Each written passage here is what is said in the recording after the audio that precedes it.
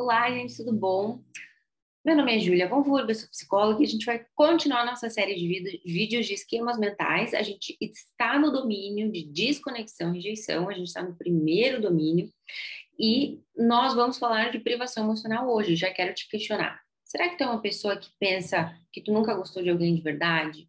Que tu teve relacionamentos muito curtos, de pouca duração, que essas pessoas te decepcionaram de certa forma, que essas pessoas não se entregaram o tanto que tu esperava, que foram relacionamentos meio sem graça, ou relacionamentos que tu não conseguiu te entregar intensamente, que as pessoas não se entregaram intensamente. Esses aspectos são algumas formas da gente começar a perceber, será que eu tenho um esquema desses? Por que é legal a gente saber dos nossos esquemas? Porque através deles a gente pode fazer uma retomada do que me aconteceu na infância e pensar que eu tenho muitas crenças que são vieses parecidos, vieses que são característicos desse tipo de esquema. Lembrando que não é um padrão receita de bolo, né? Mas dá um norte para a gente ir através da tua história perceber que alguns pontos possivelmente aconteceram e se encaixam nisso. Pode ser que tu tenha dúvidas sobre isso, mas é como se eu cheguei na minha cozinha agora, como se eu chegasse na minha cozinha agora e encontrasse um caco de vidro ali. E eu pego aquele caco de vidro, eu não sei do que é, e eu começo a analisar. Olha, esse caco de vidro é dessa cor. E se é dessa cor, ela não faz parte desse grupo de copos aqui, ou desse grupo de talheres, de louça. Esse caco de vidro tem uma cor, uma espessura dessas. Provavelmente é daquele lugar ali. E provavelmente essa cor combina com essa. Então, desse conjunto de xícaras, por exemplo. Então, ele nos dá um norte para a gente buscar as nossas crenças, como a gente aprendeu a se relacionar, como é que foram as nossas relações iniciais. Então, eu gosto de pensar nessa metáfora e talvez seja bem construtiva para ti. Então, vamos olhar alguns aspectos, e aí tu pode olhar dentro da tua vida se isso bate ou não, tá? Eu tenho uma sensação, essa é uma frase já, tá? Eu tenho uma sensação de que eu preciso mais carinho e afeto do que as pessoas me dão. Essa sensação vem da frase mais significativa desse esquema, que é: eu jamais terei o amor que eu desejo, que eu idealizo na minha cabeça. Tudo que eu já tive não foi suficiente. Então, eu tenho uma sensação de que eu não recebo tanto do que eu quero, ou eu não recebo tanto o quanto eu imaginava que ia ser, e a gente vai entender o porquê. A gente vai entender o porquê isso lá na origem dos esquemas, que vai ser uma segunda parte do vídeo, e na terceira parte do vídeo, mais pro final, a gente vai falar de sinais perigosos de novos relacionamentos, de pessoas que fazem com que esse esquema se perpetue na minha vida. Lembrando que os esquemas é como se fosse um ambiente que eu convivi, cheio de estímulos, cheio de aspectos que me fizeram ter uma familiaridade com esse estilo de família, de afeto, com esse estilo de apego, fazendo com que eu procure depois, ao longo da minha vida, ambientes parecidos, e eu sinta uma familiaridade com pessoas que me façam sentir da mesma forma, que me fazem sentir da mesma forma. Outra frase: ninguém me compreende verdadeiramente, e vem da incompreensão do que a gente já estava falando. Eu não recebi o amor que eu queria, ninguém me entendia verdadeiramente, eu não sentia que eu era realmente compreendido, que eu era realmente amado, que essa pessoa sabia, me conhecia, parecia que ela não me entendia. São frases bem características. Sou frequentemente atraído por parceiros frios, que não conseguem cuidar das minhas necessidades. Isso é um ponto engraçado. Esse é um ponto interessante. Por quê? Porque eu me atraio por parceiros mais frios, eu gosto de manter uma postura de que eu sou forte, de que eu consigo as coisas que eu quero, de que eu não sou vulnerável. Essa pessoa também entende que eu não preciso de ajuda, e depois de um tempo eu começo a me tornar demandante desse próprio funcionamento. Eu fico questionando: essa pessoa não me ajuda, ela não me entende, ela não me compreende, eu estou sobrecarregada, eu estou cansada, é só eu que penso, é só eu que faço. Mas, ao mesmo tempo, eu nunca pedi para a pessoa fazer, acostumei ela mal e fiz ela entender que o nosso funcionamento era eu que ia produzir a dinâmica. Eu era o ativo, eu era o que fazia, eu deixei a pessoa extremamente mal acostumada e depois eu reclamo disso, tá? Não costumo falar das minhas necessidades. Por que que não se fala das necessidades? Porque a gente, dentro da privação emocional, se fala de outras necessidades, mas não das emocionais, porque a pessoa nem tem noção das suas próprias necessidades emocionais. Eu ia falar mais depois, mas acontece que lá na infância, a pessoa não teve uma conexão com a mãe legal, ela não se sentiu importante, ela não se sentiu desejada, ela não se sentiu a criança mais importante. E isso é lá da linguagem pré-verbal. Essa sensação é com a mãe. Por que que é com a mãe? Porque é a primeira pessoa que se relaciona com a criança. Então, geralmente, esse esquema, ele tem uma conexão falha com a mãe. Então, é do momento da linguagem pré-verbal. Então, é uma sensação de que eu não tive as minhas necessidades supridas. Então, eu nem conheço as minhas necessidades. E eu me torno uma pessoa que falta alguma coisa que eu não sei nomear. Eu não sei, mas falta alguma coisa. É difícil até para o profissional que está lidando com alguém assim, porque falta discurso da pessoa. Quando a gente faz a anamnese de um paciente, a gente busca informações importantes da vida do sujeito e principalmente características dos pais, da mãe, cuidadores, pessoas importantes, personalidades importantes da história do sujeito.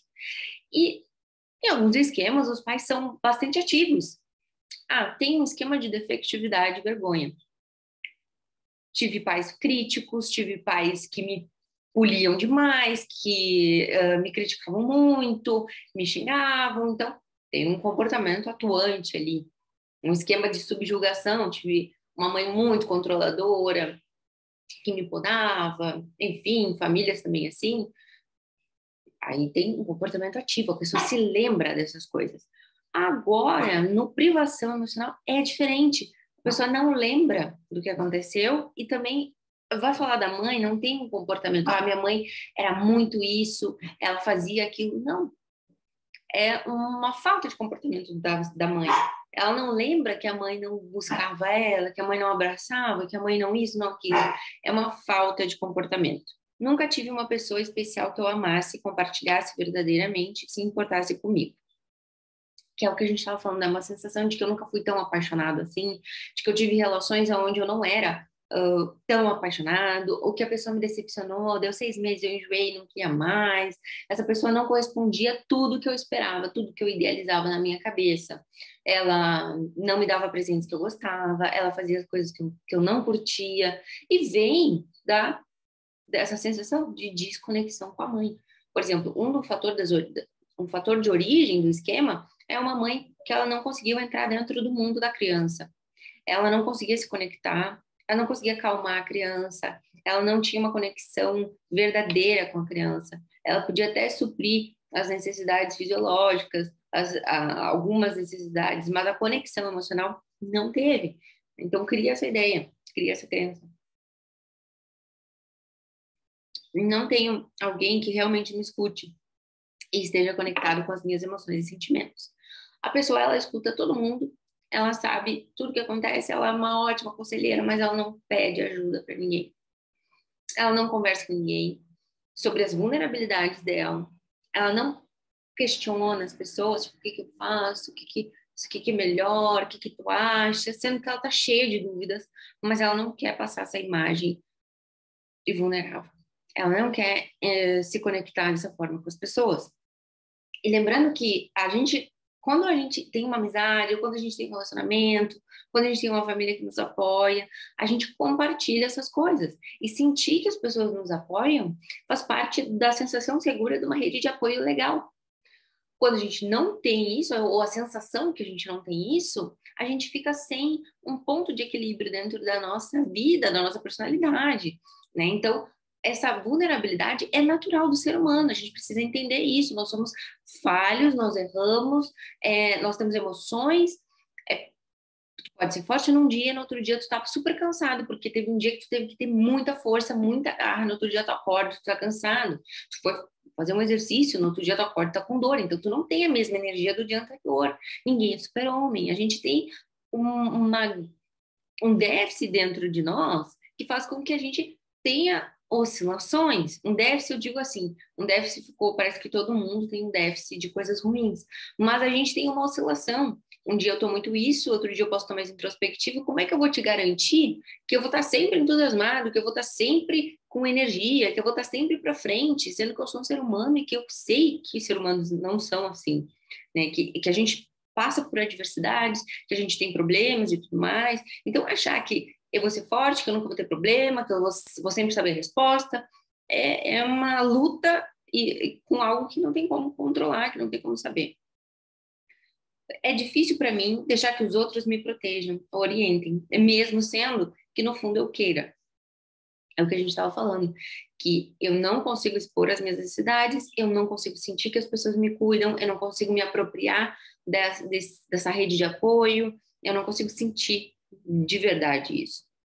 É difícil para mim ser amado pelos outros e sinto-me sozinho grande parte do tempo. Tem muita gente que se sente sozinho mesmo estando com as outras pessoas, porque a sensação de tu não se sentir sozinho não é estar com pessoas, mas é saber que eu sou importante para as pessoas que estão aqui comigo, saber que se eu não estiver aqui eu faço falta, saber que essas pessoas estão conectadas, que elas sabem de mim, que elas sabem quem eu sou.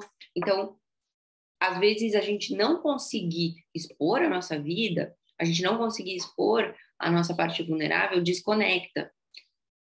Não é que ninguém goste de ser amigo de uma perfeição, mas a gente não entende um ser humano tão perfeito. Para nós não conecta, porque todo mundo sabe o quanto fazer, viver, estar em relações, viver atritos, faz a gente ter altos e baixos. Então, ver uma pessoa que te conta só coisas legais, que ela tá sempre muito bem, que ela tá sempre dando conta, que ela tá sempre isso, tá sempre aquilo, tu fica desconfiado e não conecta muito, porque tu fica, nossa, será que essa pessoa não cansa? Será que essa pessoa não isso? Como é que ela dá conta? E aí ela não abre para ti, então não cria uma conexão, tá? Então, se a gente vamos partir para a origem, já falar de infância já, né? A origem dos esquemas vem de uma mãe fria, uma mãe um pouco carinhosa, ou uma mãe que não conseguiu se conectar com a criança. E vamos lembrar, vamos pensar junto, gente, quando que a pessoa vai conseguir se lembrar que a mãe não pegou ela no colo, tanto que ela gostaria, ou tanto que ela precisava? É muito difícil a pessoa lembrar disso.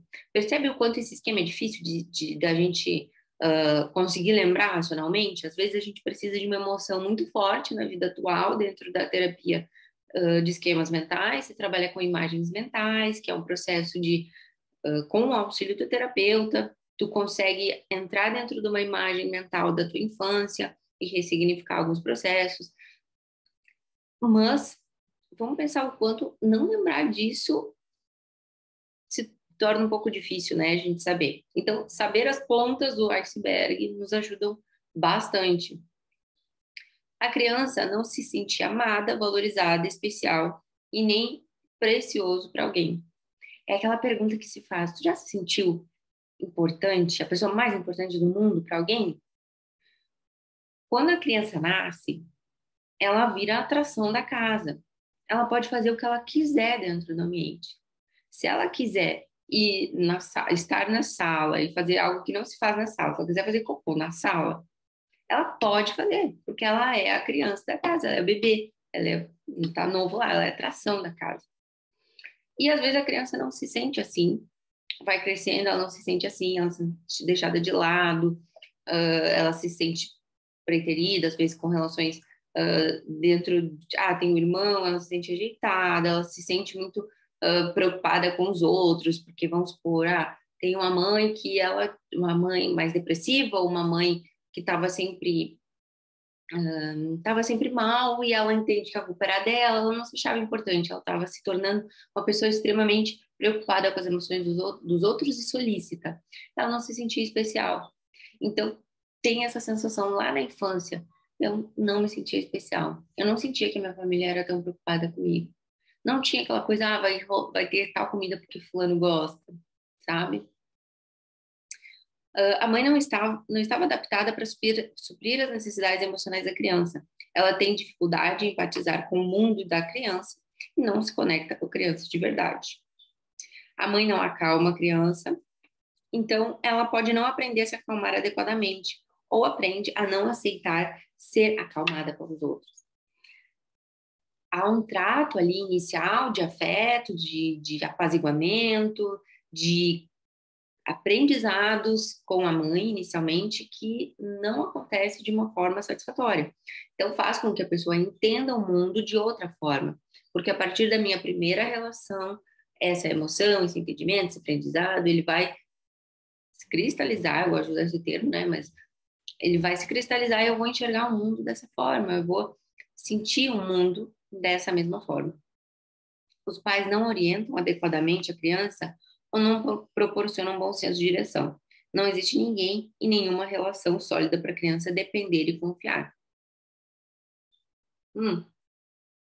Pensando na nossa rede de apoio. Essa rede de apoio, ela é para me ajudar a eu me sentir segura, a eu saber que eu tenho essas pessoas. Para a gente dar certo na vida, a gente não consegue sozinho.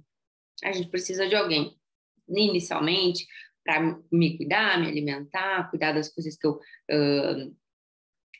não consigo quando eu sou criança. Então, essa rede de apoio ela é para me dar suporte. A criança não sente isso. Ela se sente negligenciada. Se a gente voltar lá nas experiências infantis, vem a partir de experiências traumáticas ali da própria negligência. Ela se sentir muito solta, muito largada, ou ela saber, ou ela sentir que ninguém se importa muito com a vida dela, ninguém se importa se ela está conseguindo fazer as coisas que ela tem que fazer, com os desafios dela, com as coisas que ela almeja na vida. Então, e aí vamos pensar aqui, como que esse esquema aparece nos relacionamentos, como eu me relaciono com as pessoas, como eu me relaciono com as pessoas de uma forma afetiva, né? Romântica. Você não diz a seus parceiros do que precisa, então se sente desapontado quando suas necessidades não são atendidas. É aquilo que a gente estava comentando. Eu não comento, eu não falo, eu não gosto de falar. Eu acho que a pessoa ela tem que saber, se ela me conhece, ela tem que saber. E não é assim. Nós não podemos presumir que porque a pessoa me conhece, ela tem que saber o que eu penso, ela tem que saber o que eu desejo, ela tem que saber porque eu tô triste, porque eu tô alegre, porque eu tô feliz, porque eu tô frustrado. Ela não tem que saber. Principalmente porque a pessoa tem a vida dela. Ela tem que cuidar das coisas dela, ela tem as suas próprias angústias, ela não tem que passar o dia inteiro pensando em ti. E se tu não for extremamente claro e mostrar o teu mundo interno, vai ser muito difícil para vocês se conectarem. E eu falo um mundo interno, gente, porque nem sempre o que te faz mal, o que te dói, o que te magoa é a mesma coisa que magoa outra pessoa. Ela não teve as mesmas vivências que tu, ela não viu as mesmas coisas que tu, ela não experiencia a vida da mesma forma que tu. Então, às vezes, tu vai ter que explicar muitas vezes e talvez ela nunca entenda. Porém, quanto melhor tu conseguir explicar, quanto melhor tu conseguir se fazer ser compreendido, melhor ela pode ter um entendimento do que está te acontecendo. Muitas vezes, uma forma de sabotar essa intenção de compartilhar uma necessidade, que a privação emocional pode contar para alguém que não seja alguém legal. Eu vou contar para alguém um relacionamento que a pessoa se aproxima, ela tem uma química esquemática com pessoas frias, com pessoas que perpetuam o esquema, então ela gosta de pessoas frias, de pessoas mais na dela, ela tem várias crenças do tipo, eu gosto de uma pessoa mais misteriosa, aí a pessoa quanto mais indisponível, mais ela fica obcecada pela pessoa, e aí ela resolve compartilhar as necessidades dela com pessoas que não têm essa capacidade. E não é que a gente não tem que se relacionar com pessoas frias ou com pessoas mais distantes, não é isso. Mas, se tu tem um esquema de privação emocional, isso vai agravar o teu esquema, porque tu vai ficar revivendo a tua infância novamente, perpetuando padrões, achando que ninguém te entende, achando que tu não é acolhido, que as pessoas não se preocupam com as tuas necessidades. Não se permite ficar vulnerável para que seu parceiro possa te proteger e orientar. Não quero que ninguém me proteja, não quero que ninguém me oriente. Tudo bem, mas poder compartilhar com alguém é muito, muito bom. Tu ter alguém que esteja preocupado com as tuas ambições, com os teus desejos, com as tuas angústias, tu ter alguém que pode te dar um norte quando tu não sabe o que fazer, ou ter alguém que pode te dar uma opção que tu não precisa seguir, mas isso já dá uma sensação legal, poxa, a pessoa está me ajudando a pensar em mim, não é a opção que me faz feliz, não gostei, mas não acho adequado, mas essa pessoa está gastando uma energia comigo, essa pessoa está pensando na minha vida também, tá tentando me ajudar. Então, isso é muito bom para relacionamentos. Às vezes, as pessoas, em privação emocional, ou qualquer outra situação, tá? Tu não quer dar trabalho para outra pessoa. Tu não quer falar nada do que te acontece. Tu quer resolver tudo sozinho. E casais, é interessante que os dois se ajudem, porque não é uma relação de, de pai e filho. Pai e filho, amor incondicional. Tu faz tudo o que tu quiser e a gente te ama do mesmo jeito. No amor entre homem e mulher, existe então equilíbrio. Eu te dou, eu me preocupo contigo, eu gosto de cuidar de ti, tu também gosta de cuidar de mim. E aí tu pode chegar num ponto de só faço, que isso é muito típico do privação. Eu faço, mas não recebo em troca. Mas eu deixo receber, eu espero a pessoa ter um posicionamento, eu ensino a pessoa a ter um posicionamento e me ajudar. Ah, não, eu faço tudo, a pessoa não precisa pedir nada. Mas, gente, isso é relacionamento, é aprendizado. Tu tem que mostrar pra pessoa o que é importante pra ti. Às vezes tu tá fazendo um monte de coisa que a pessoa nem quer. A pessoa nem quer que tu cuide das coisas dela, não quer que tu faça isso, faça aquilo. Tu tá ali fazendo porque tu acha que isso é muito legal, porque na verdade tu queria que fizessem pra ti. Então, dizer o que tu quer é essencial, é ser uma pessoa clara. Dentro da psicologia, a gente tem uma parte da terapia que se chama comunicação assertiva, ou comportamento assertivo, e faz parte de eu saber o que eu quero, ser claro, saber me comunicar, saber falar, saber que existem crenças por trás de não saber se comunicar, que são para minha defesa. Só que quando eu tenho um objetivo, eu tenho que dar um jeito de conseguir ele. Não ficar achando que a pessoa indiretamente vai entender o que eu quero. A pessoa indiretamente tem que entender as entrelinhas do que eu estou deixando no ar. Não é assim. Tu não ia gostar que a pessoa fizesse isso contigo e tu também não deve fazer isso com a outra pessoa, que isso não é justo, tá? Tem mais um critério aqui. Você fica irritado e demandante. Você nutre essa sensação de ser privado, mas não diz nada e nutre ressentimentos. Gente, a pessoa fica muito arisca, muito agressiva, ela vai pro canto dela, ela se isola por ela se sentir incompreendido, por ela achar que a pessoa não se conecta com ela, não se preocupa com ela. Daí a pessoa vai lá, tenta fazer alguma coisa, não, não é isso que eu queria, porque tu não entende nada, porque tá fazendo direito, tá? Qual é o clima que a pessoa vai ter de chegar perto de alguém assim? Ela vai uma, duas, na terceira ela não vai falar nada, deixa a pessoa ali, pelo amor de Deus. Tem isso, que a gente precisa entender esse funcionamento que distancia o privado das outras pessoas. Ele se torna arisco, ele se torna difícil de lidar, ele não consegue entender as suas necessidades. Porque dentro da terapia a gente começa a aprender que necessidades que essa pessoa tem, necessidades emocionais. Ela muitas das vezes ela não tem consciência do que ela quer. Ela tá brigando por uma xícara, mas ela queria que a pessoa chegasse em casa, desse um beijo nela, contasse como é que foi o dia, ficasse um pouco com ela. Mas ela não quer falar, ela não quer dizer que isso é importante para ela. Ela vai brigar porque a xícara tá fora do lugar. Entende? Você constantemente acusa o seu parceiro de não se importar o suficiente com você e se torna distante, né? Acusação, xingamento faz parte daquele comportamento mais agressivo que distancia as pessoas, que faz com que as pessoas tenham dificuldade de falar contigo e tu fica cada vez mais rancoroso dentro do seu mundo.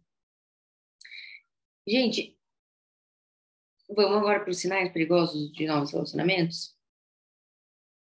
Agora vamos pensar assim, que a gente, quando fala de esquemas mentais, a gente tem uma propensão a ter uma química esquemática, isso faz parte da linguagem dos esquemas, que é uma química esquemática com pessoas que vão fazer com que eu reviva o meu esquema. Vão fazer com que revivam, eu gosto de usar o termo de um climinha da infância que eu tive, que eu conheço. Se vem alguém muito diferente, eu vou estranhar, porque eu nunca vivi algo assim, não é familiar. Não é familiar. Vamos lembrar assim, quando eu vou comprar uma coisa, eu conheço a marca, eu gosto de comprar a marca que eu conheço, porque é familiar. É uma sensação que tu não tem como negar que existe dentro de ti. Então, o familiar é o que reproduz as sensações que eu tinha na minha família. Só que pode ser que eu esteja presa no padrão de um relacionamento que não vai dar certo. Vamos ver. Sinais perigosos. Ele ou ela não escuta, não ou escuta, e ele é o único que fala. Aí tu vai pensar, nossa, é um... que às vezes aparece, é um narcisista, só fala dele mesmo. Isso não é uma coisa de tu pensar quando tu tá começando a se relacionar com a pessoa? Será que a pessoa não quer saber nada de mim? Isso acontece, a pessoa fica ali falando, falando. A pessoa não pergunta nada de ti, tu tá ali, escutando, escutando, escutando. Às vezes até uma posição confortável, ai, não quero que fale de mim. Às vezes a pessoa tem um esquema de defectividade, ela prefere que nem fale nada, ela quer que o outro fale, não quer atenção, não quer, né? Mas aí a pessoa tá ali falando dela, dela, dela, e quando surge a oportunidade de tu falar de ti, tu não quer falar muito, ou tu prefere até estar com essa pessoa que fala mais dela porque tu não precisa se expor demais, ou porque tu tem vergonha. Então, existe um funcionamento ali que ambos se beneficiam e que a gente pode observar antes. Ele ou ela não fica confortável em tocar ou abraçar. Não é para tirar todo mundo que não gosta de toque, eu tenho que rechaçar. Vamos lembrar quando a gente tem esse padrão, esse tipo de comportamento vai fazer com que eu fique preso a esse padrão dessa pessoa mais fria. E eu quero outro tipo de coisa. Eu quero ser amado, ser cuidado. Eu quero mais carinho, mais afeto, mais conexão. Estar com essas pessoas que não vão me prover isso faz com que o meu esquema se perpetue. Essa sensação de ser privado se perpetue. Então, meu relacionamento, ao invés de somar na minha vida, faz com que eu reviva tudo que eu já vivi normalmente. Ele é frio e distante, ou também só está disponível temporariamente. O temporariamente envolve pessoas que viajam, pessoas que trabalham demais, pessoas que moram distante, pessoas casadas, pessoas que não podem se relacionar, sei lá por quê. Existe uma indisponibilidade aonde, quando eu preciso da pessoa, eu não tenho livre acesso a ela. E a pessoa pode se encher de desculpas falando que isso é bom para ela porque ela trabalha também, ou ele é muito, ou ela é muito solícita quando ela pode, nossa, ela me dá atenção demais, ele viaja pra caramba, e aí a gente viaja, quando ele viaja, ele fala comigo o tempo inteiro, só não fala comigo quando ele vai pra casa, quando ele viaja, ele é muito legal, ele é muito solícito, ele é muito... Então, a pessoa tá presa num auto-engano ali, importantíssimo, qual é o auto-engano, gente? Qual é o auto-engano ali? Quando eu preciso, eu não tenho essa pessoa. Relacionamentos é 100%. Tu tem que estar os dois na mesma página. Como é que eu vou ter uma relação com alguém, fazer planos futuros, criar histórias com alguém que tem outra família, que tem outro compromisso, que está longe? Como é que eu vou confiar a minha vida? Como é que eu vou fazer planos? Vamos pensar racionalmente. É difícil, gente. A não ser que vocês tenham plano, não, daqui a 2 anos a gente vai. E isso vai assado, vai cozido.